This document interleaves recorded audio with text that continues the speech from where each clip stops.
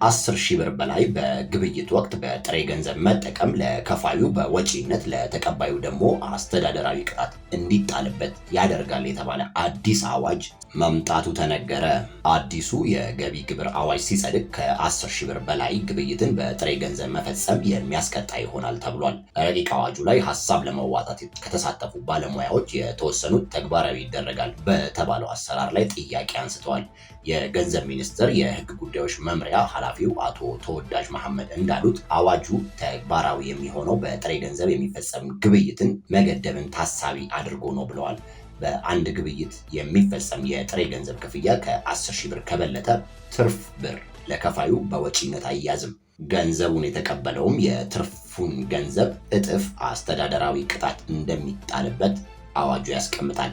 ለምሳሌ የ20 ሺህ ብር ግብይት በጥሬ ገንዘብ ቢፈጸም ለነጋዴው 10 ሺህ ብር በላይ ያለው በወጪነት አይያዝም። ለተቀባዩ ደግሞ ከ10 ሺህ ብር በላይ ያለው ቀሪ 10 ሺህ ብር እጥፍ ማለትም 20 ሺህ ብር ይቀጣል እንደማለት ነው።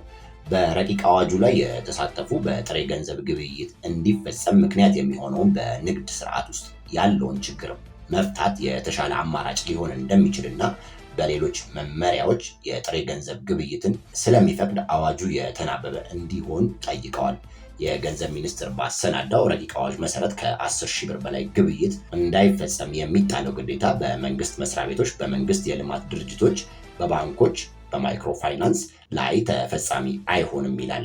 ሌሎች አዋጁ ተፈጻሚ የማይሆንባቸው ግለሰቦችና ድርጅቶች የገንዘብ ሚኒስቴር በሚያወጣው መመሪያ ዝርዝራቸው ይፋ ይሆናል ብሏል። መረጃው የሸገር ሬዲዮ ነው።